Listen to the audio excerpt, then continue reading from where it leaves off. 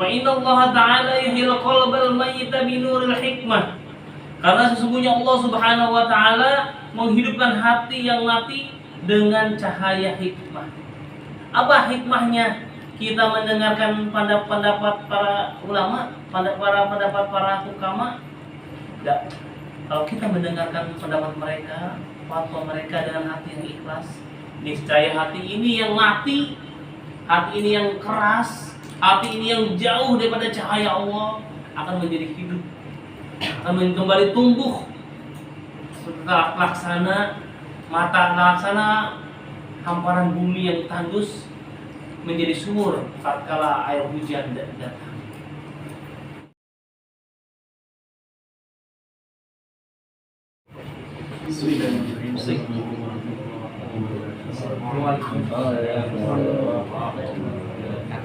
Alhamdulillah wa salli wa sallim ala sayyidina Muhammadin Mustafa wa ala alihi wa sahbihi ajma'in. Asyhadu an la ilaha illallah wahdahu la syarika lah wa asyhadu anna sayyidina Muhammadan abduhu wa rasuluhu. Allahumma shalli wa sallim wa barik ala sayyidina Muhammad nabiyil ummi wa ala alihi wa sahbihi. Puji dan syukur marilah kita panjatkan kepada Zat yang Maha Kuasa Allah Subhanahu wa taala. Berkata di dunia pada hari ini kita bisa berkumpul berwajah di tempat yang menyebabkan perbedaan barokah. Semoga keadaan kita mendapatkan amin dari kita Allah Subhanahu wa taala. Salawat dan salam atas nabi kepada Muhammad Syafi'ina Muhammad sallallahu alaihi wasallam, lalu kepada keluarganya, para sahabatnya, dan tentu saja bagi kita selaku umatnya senantiasa menjalankan sunnah-sunnahnya hingga akhir zaman. Ikhwatillah rahimakumullah. Saya ucapkan terima kasih kepada para jemaah semua yang telah hadir memenuhi wajiban memenuhi undangan kami dalam rangka kolom ini, yaitu dalam rangka halaqah semuanya, dalam rangka pertemuan silaturahim mingguan minal bait ilal bait, dari rumah ke rumah. Tidak lain tidak bukan kita belajar untuk saling bersilaturahim, watawassul haq, watawassul saling menasihati, saling mengingatkan dan saling belajar, sharing ilmu, sharing pengalaman, dan sharing pengalaman. Semoga apa yang telah kita lakukan hari ini Allah catatkan di Allah catatkan di amal baik kita. Semoga di hari kiamat nanti Allah Subhanahu wa taala Allah kumpulkan kita semuanya di dalam surga Allah Subhanahu wa taala. Para jemaah rahmatullah, alhamdulillah hari ini kita memasuki makalah yang kedua. Makalah yang ketiga daripada kita dikarang oleh Syekh Imam Nawawi Al-Bantani, salah satu orang Indonesia yang go internasional, dan perlu bangga bahwa kiranya ada orang Indonesia yang go internasional yang namanya terkenal seluruh dunia. Para jemaah sudah siap dibuat kita tanya, saya tawarkan.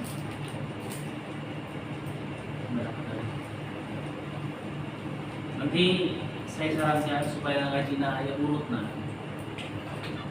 supaya ngaji ada bekasnya. Saya sarankan untuk minimal kita punya bukunya, terlepas itu buku kitab aslinya ataupun kitab terjemah.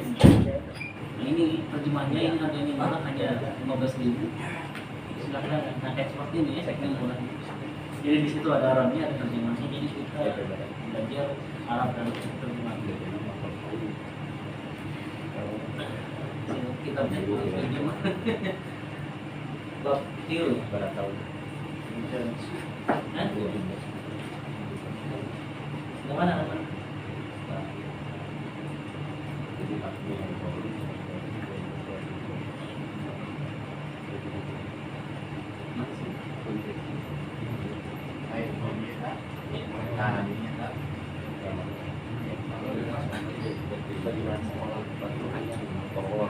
Qala musannif rahimahullah ta'ala dapat Allah fi ini. Bismillahirrahmanirrahim. Al-maqalatu tsaniyatu. Ini saniyatu maqalah yang kedua. Qala Nabiyyu alaihi salam, alaikum bimujalasatil ulama wastima'i kalamil hukama wa inna Allah ta'ala yuhyil qalbal mayyita binuril hukama binuril hikmah kama yuhyil ardal mayyita bima'il matar. Cemburu. Makalah yang kedua, sani dua ya.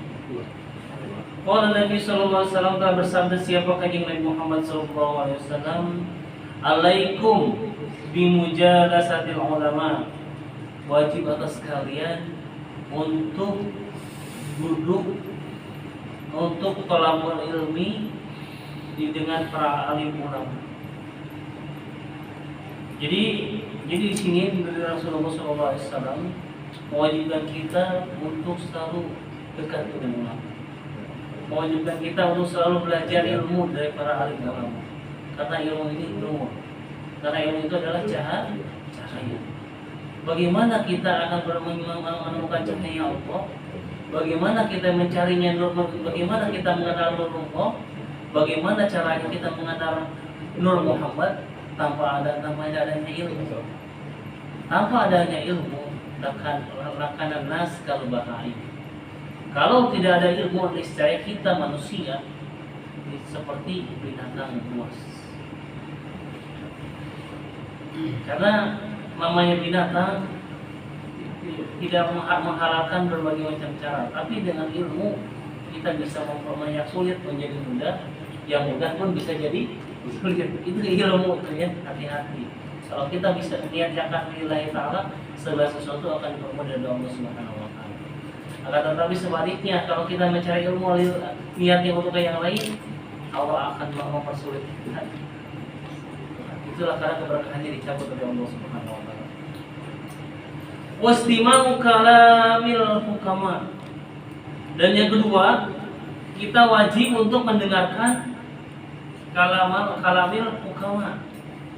Perkataannya, fatwanya pahala hukama, pahala ahli hukum. Jadi kalau kita dikatakan MUI lah ya, apabila ada fatwa dari ahli hukama atau fatwa MUI, kalau bahasa Indonesia kita artikan MUI ya, maka kita wajib melaksanakan perkataan tersebut. Karena kita berhusnuzon bahwasanya mereka ketika melaksanakan mengeluarkan fatwa pasti ada dasar hukumnya.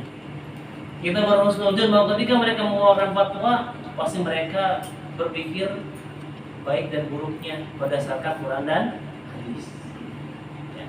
Jadi sebagai istimewa ulama ini, hukama ini kita artikan dengan fatwa MUI kalau versi Indonesia. Kalau versi ulama yang lain adalah para ahli hukum. Bisa juga para hakim, para qadhi kalau zaman dulu. Jadi pendapat para qadhi itu harus wajib kita dengarkan.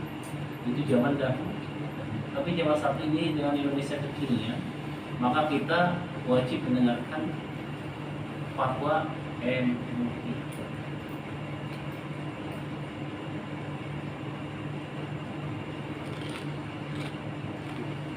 Wa inna Allah ta'ala yuhyil qalbal mayyita binuril hikmah.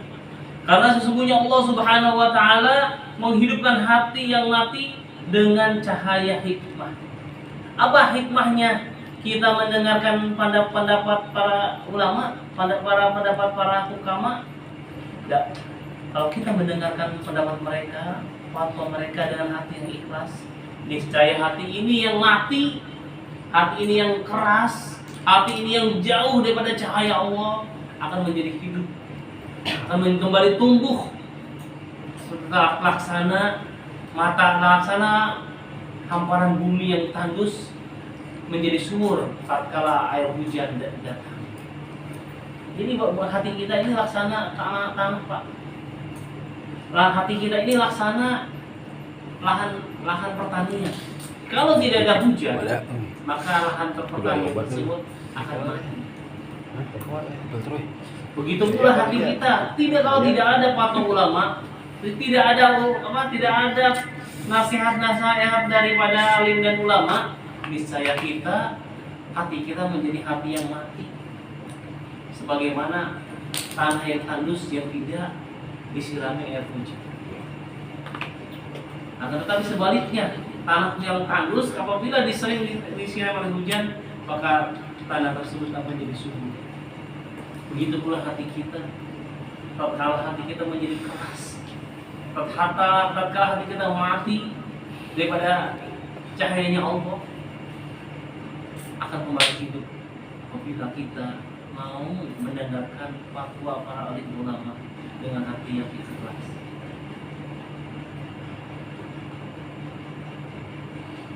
Hadirin sidang Jumat ini cerita Jumat. Kan undangan, seperti itulah. Biar kebesakan ya. Jadi udang kan? Salah satu trik supaya duduk. Soalnya bohong. Soalnya kayak anunya sendiri gitu loh. Gitu Pak De, ini trik aja ya. Salah satu cara untuk supaya menjadi ngantuk ya. Mereka masuk ya. Ya benar. Hadis ini diriwayatkan oleh Bukhari dan Sahihul Hakim dan disahihkan oleh Hakim. Oke, sampai sini ada pertanyaan?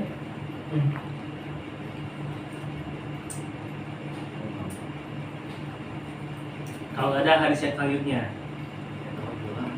ini selalu berkaitan. Ya. Ini adalah dampak yang hari selanjutnya adalah dampak bagi orang yang menjauhi ulama. Dampak negatifnya tuh. Oke, kesalahan asli. Qala Nabi sallallahu alaihi wasallam telah bersabda, siapa kan Nabi Muhammad sallallahu alaihi wasallam, sayati zamanun ala ummati, suatu saat akan datang di suatu zaman pada umatku. Yafiruna minal ulama, umatku itu menjauhi para alim ulama, wal fuqaha dan ahli fikih. Faya betul yang kemudian bisa sila wilayah, maka Allah mencabut kepada mereka para umat Muhammad pada masa itu dengan 3 hal. Apa 3 hal tersebut? Awaluha yarma'ullahu wal barakah min kasbihim. Dampak yang pertama, Allah cabut keberkahan daripada harta yang mereka usahakan. Jadi semakin malah mereka berusaha, tidak akan pernah merasa kenyang, tidak pernah merasa cukup, karena keberkahan itu dicabut oleh Allah Subhanahu. Semakin banyak harta, semakin tidak tenang. Semakin banyak harta, semakin tidak berkah. Karena apa? Karena digunakan untuk hal-hal yang di luar agama Allah Subhanahu wa taala. Bahkan mereka menghalalkan berbagai macam cara demi mengumpulkan harta tersebut. Maka salah satu dicabutlah keberkahan daripada mereka, karena mereka menjauhi para ulama. Yang kedua, yusallitullahu ta'ala alaihim bisultanan zaliman. Maka Allah akan ketika setelah dicabut keberkahannya, Allah akan mengirim mereka akan mendapatkan seorang pemimpin yang zalim. Artinya mereka mendapatkan ada pemimpin, tapi pemimpinnya tidak pernah amanah. Mereka memiliki pemimpin, tapi pemimpin ini zalim terhadap mereka, sehingga mereka dilanda dengan ketakutan yang terus dan menerus.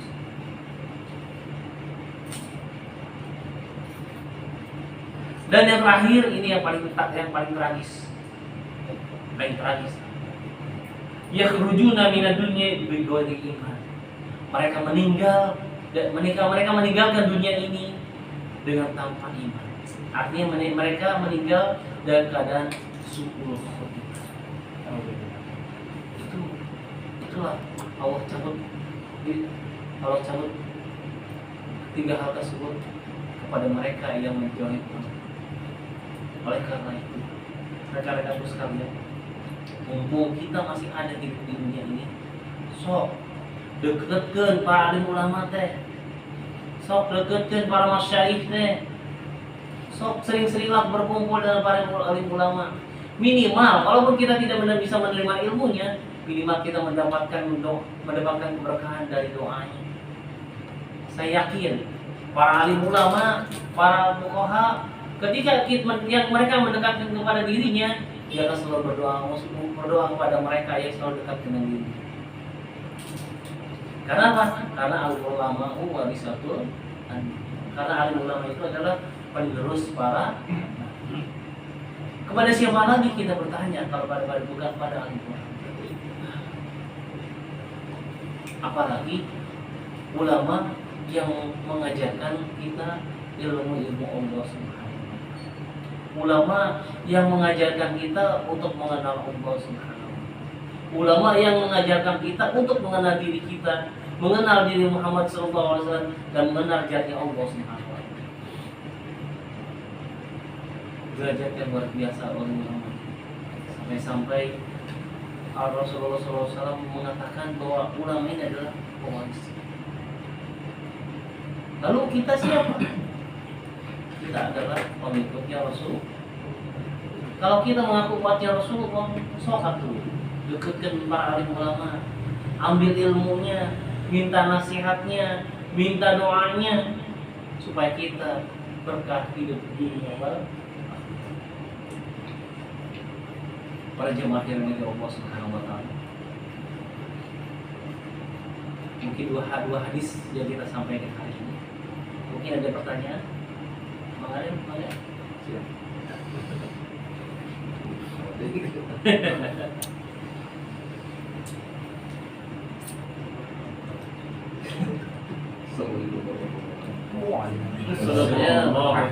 Warahmatullahi wabarakatuh. Terkait dengan yang tadi dibicarakan masalah kekinian, maksudnya yang harus ditaati di Indonesia ini kan kembali MUI, fatwa MUI. Nah, sedangkan MUI ini kan yang kita tahu itu ada MUI pusat, ada MUI daerah kan. Nah, fatwanya itu berbeda. Contohnya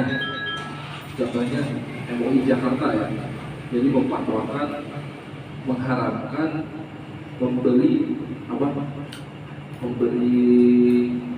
harta kepada pengemis, pada gepeng itu gembel dan pengemis. Sedangkan dari fatwa MUI pusat tidak ada itu. Jadi mana ternyata? Coba didahulukan apakah MUI daerah, apakah MUI pusat? Terima kasih. Assalamualaikum warahmatullahi wabarakatuh. Waalaikumsalam. Sekali lagi sekalian. Siap. Assalamualaikum. Catat.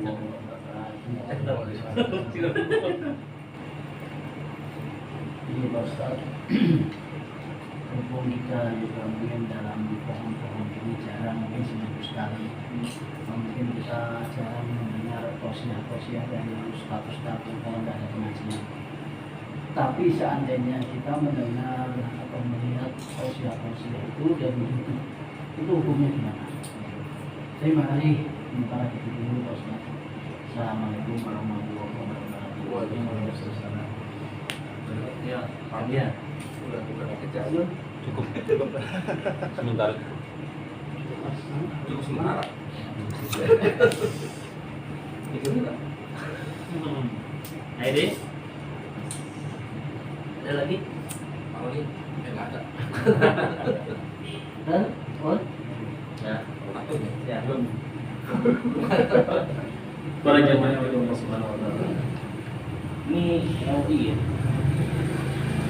Masalah MUI, kita bisa saja kalau kita tinggalnya, jadi kita mengikuti adalah ulama yang terdekat, artinya tatkala kita tinggal di suatu kampung, maka disarankan kita mendengarkan fatwa yang ada di sekitar tersebut, karena sifatnya adalah lokal.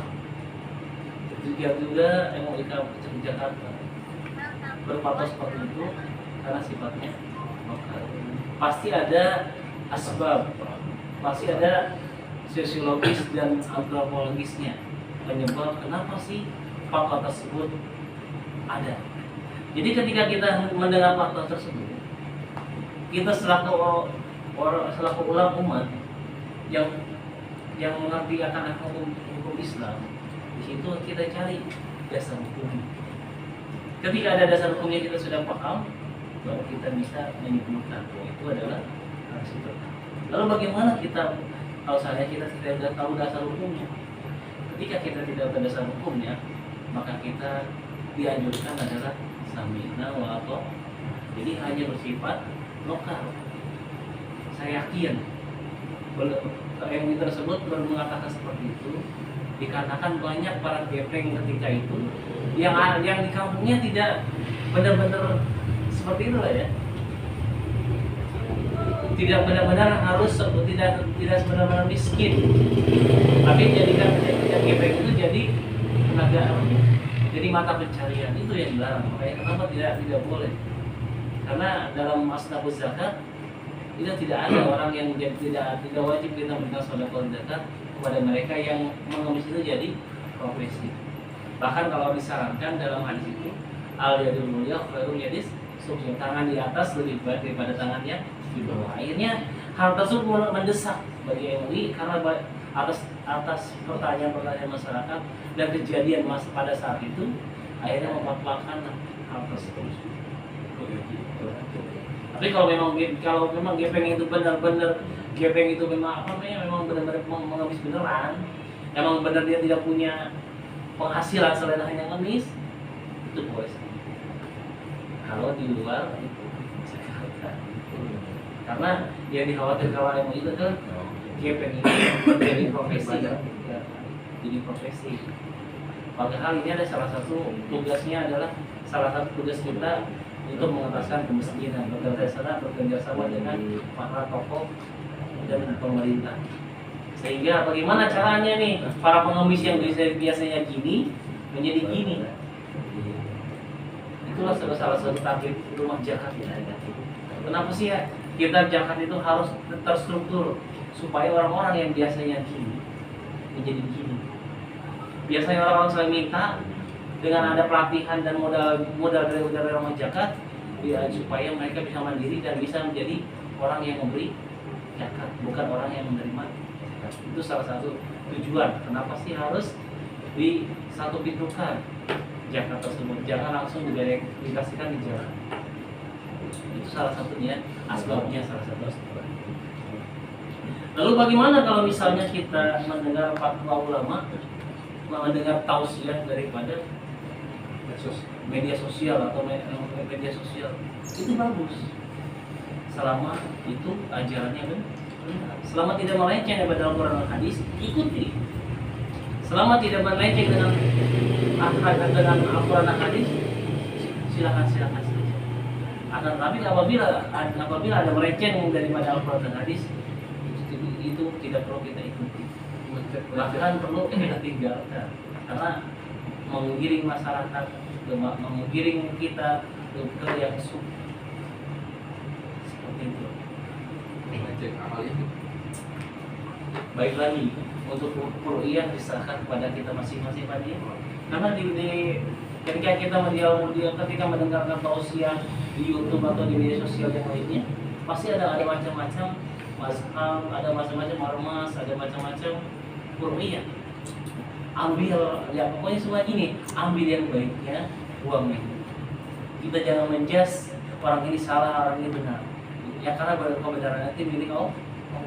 Kalau salah itu datangnya dari manusia, makanya kita selaku manusia, selaku umat Islam harus pilih yang sesuai dengan diri kita.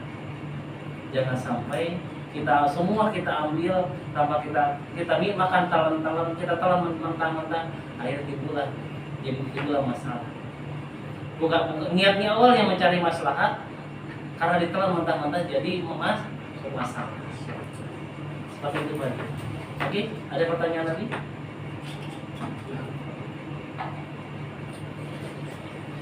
Ayo, tanya lagi.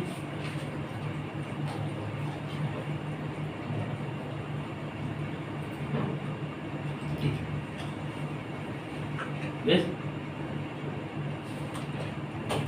Sudah? Guys. Ustaz, nah, jadi sesuai hadis yang pertama, jadi kita dianjurkan sering duduk wajib, bahkan diwajibkan ya, Wajib. untuk saling Sharing. duduk bersama alim ulama. Nah, bagaimana hukumnya ketika kita memilih teman, contoh temannya misalkan sering membawa kemaksiatan lah, contohnya mau bukan atau apa gitu, itu bagaimana hukumnya gitu. Jadi sedangkan di sosial kemasyarakat itu kita tidak boleh berteman itu sama siapa aja gitu. Apakah dibolehkan apa bagaimana gitu. Kalau secara hukum ya jelas tidak boleh ya. Secara hukum Islam itu tidak boleh ya. Tapi balik lagi ke masyarakat. Tapi balik lagi. Pokoknya tadi bilang yang kita bilang, ambil baiknya, buang dulu. Sesama kita, amalia sesama tetangga, sesama teman, fine, kita bisa bergaul dengan siapa aja. Akan tetapi kalau misalnya beliau teman kita atau tetangga kita mengajak kepada musuh, itulah pentingnya logika ya, pentingnya pengetahuan. Kita bisa menolaknya.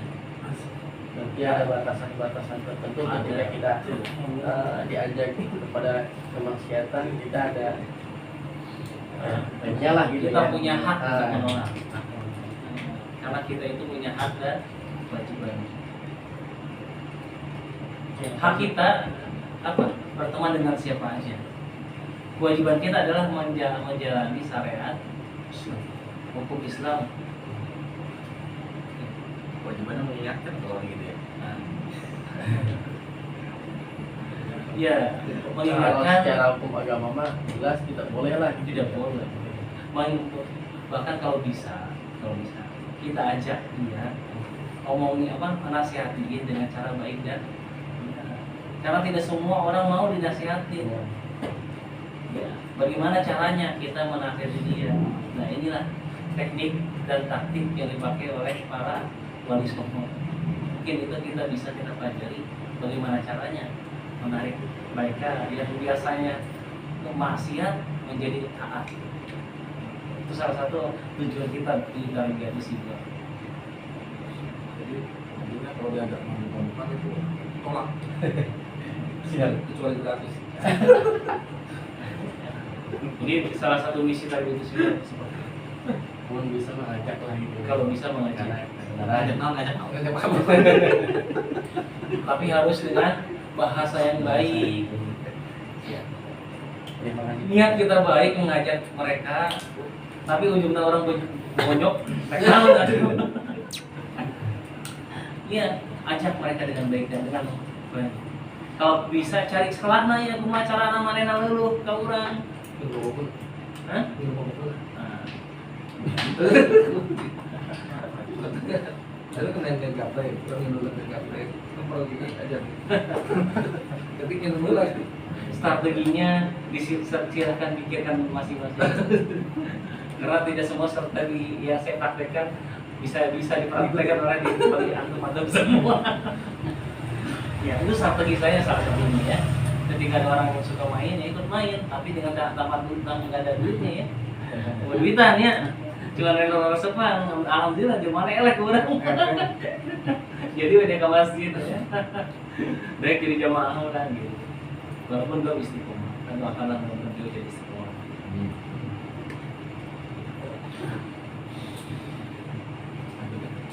Oke, next. Ya. Baik.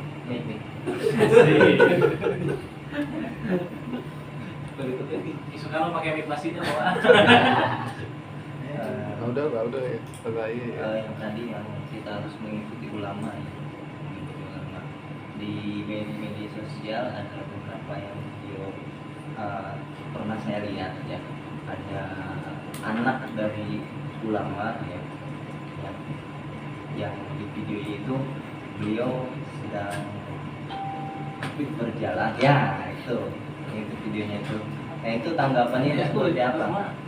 Jadi kayak adabnya itu kurang itu kan, menemui seorang Habib itu dia Habib orang tua, malah di depan orang tua tersebut atau Habib tersebut beliau sambil merokok dan dicium tangannya juga gitu kan, dicium tangannya juga oleh Habib tersebut. Dan sedangkan anak tersebut yang anaknya ulama itu dia cuek-cuek aja, kayak cuek-cuek aja gimana gitu ya. Kalau misalkan setelah kita melihat sekilas tuh kayak adabnya kayak gimana, kayak kurang gitu, seperti apa gitu. Nah pandangannya seperti apa sih gitu melihat kondisi seperti itu?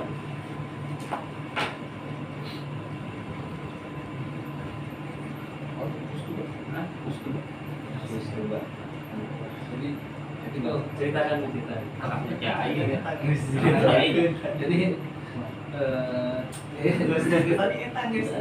jadi jadi adabnya kurang. Usianya berapa usianya? Udah jauh. Yang 30-an lah. Kecelakaan Habib itu udah senior lah. Jadi Habib yang cium tangan gitu. Jadi ya yang cium tangan itu Habibnya.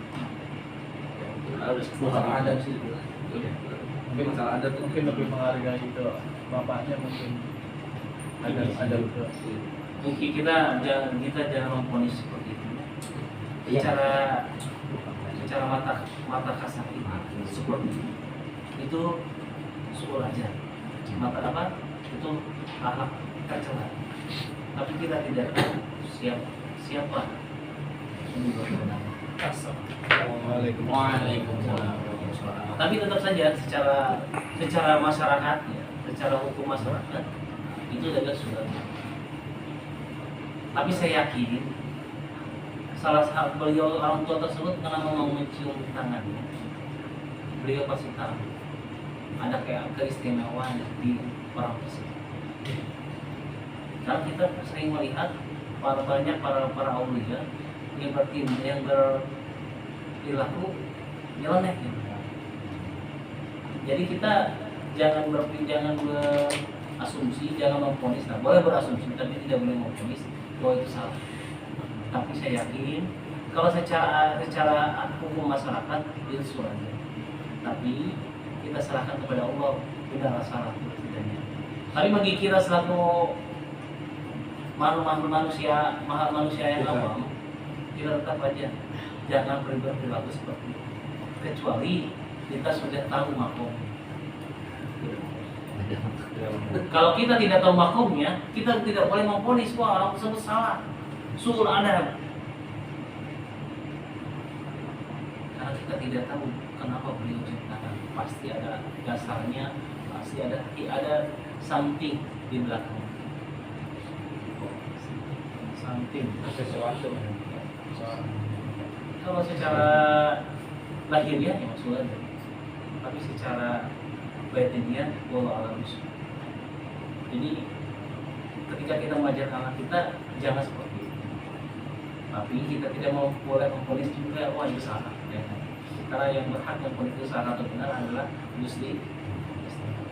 Kita hanya manusia melihat sesuatu visual ini. Laisa bi'ain qalb. Karena manusia itu melihat dengan yang terlihat, tidak melihat dengan sesuatu yang tidak. Itu aja kesimpulannya ya. Begitu Pak.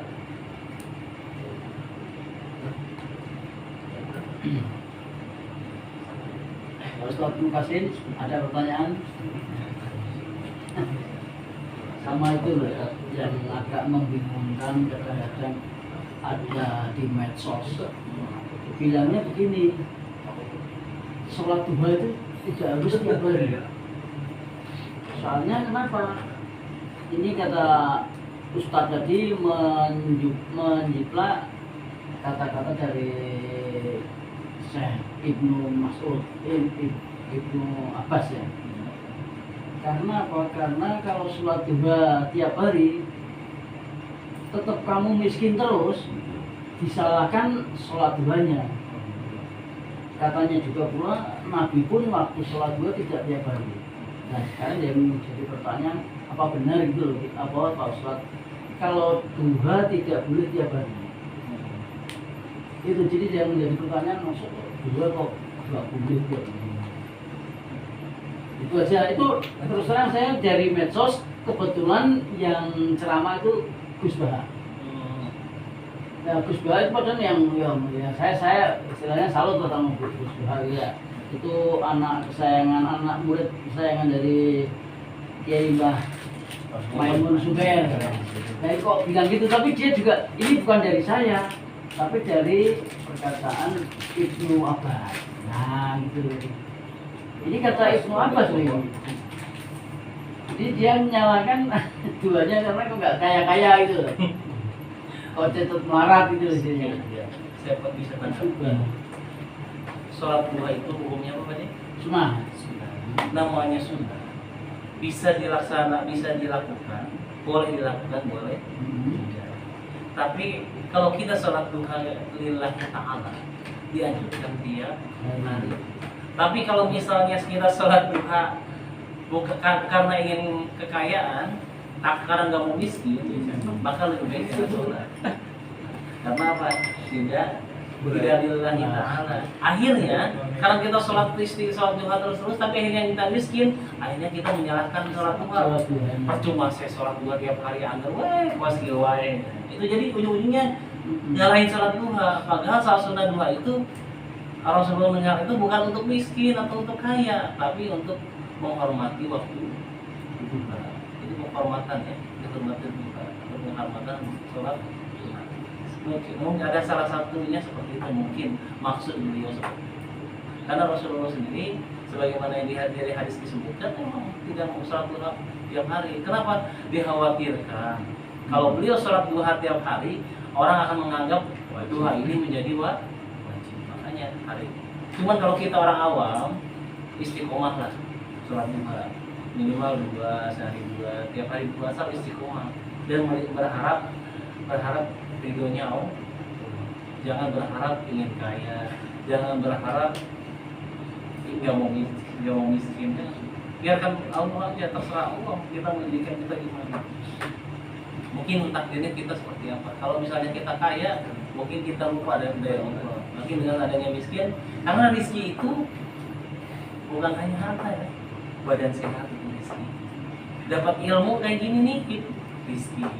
Berkah silaturahim, rezeki. Apapun yang itu yang baik itu namanya rezeki. Ada hal inilah yang terkadang tidak sadar. Ujung-ujung nyalain sholat duha, wah malah sholat duha enggak boleh untuk agar miskin ya. Tidak seperti itu. Biarkan diri kita sholat duha lillahi ta'ala. Karena Rasulullah SAW pernah bersolat duha, maka kita dianjurkan untuk sholat duha. Terserah kita mau tiap hari, mau seminggu sekali, tapi disarankan setiap hari. Agar apa? Supaya kita istiqomah. Itu yang penting. Bukan tiap harinya, tapi istiqomah. Itu Pak ya? Iya. Oke, ada lagi? Ayo biasa nanya. Duduknya. Belum ada nih. Belum ada ide. Belum ada inspirasi.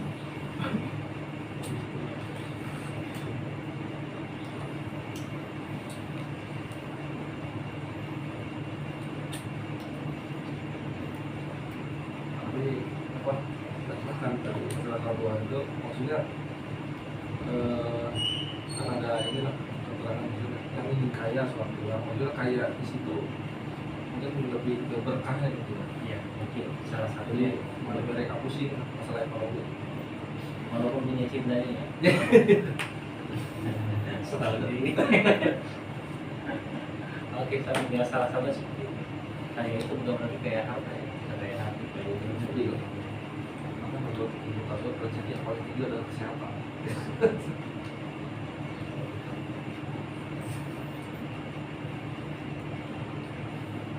Ada lagi? next.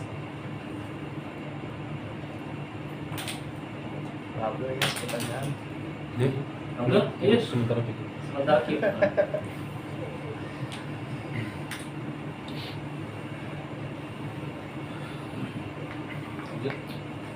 Ada lagi? Cukup? Banyak berapa saya? Dari 10. 215. Oke. Rekan-rekan sekalian, para jemaah yang dirahmati Allah Subhanahu wa taala. Kita tutup pengajian kita dengan ucapan alhamdulillahirobbilalamin. Subhanakallahumma wa bihamdika asyhadu an la ilaha illa anta astaghfiruka wa atubu ilaik. Terima kasih. Mohon maaf atas segala kekurangan. Benarnya datang dari Allah Subhanahu wa taala. Salahnya datang dari saya selaku pribadi. Saya tutup. Allahumma waffiq wa barik billahi taufiq wal hidayah wal hidayah. Assalamualaikum warahmatullahi wabarakatuh. Oke, dan untuk minggu depan, insya Allah kita akan halakoh di rumahnya Pak Ade Marianto.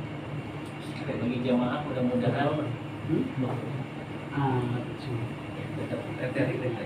mudah-mudahan diharapkan untuk hadir semua. Kalau bisa on time. Kira-kira kita yang mulai 8:30. Bagaimana? Jadi 8:30 kita start, jam 10 kita full. Gitu aja. Terima kasih.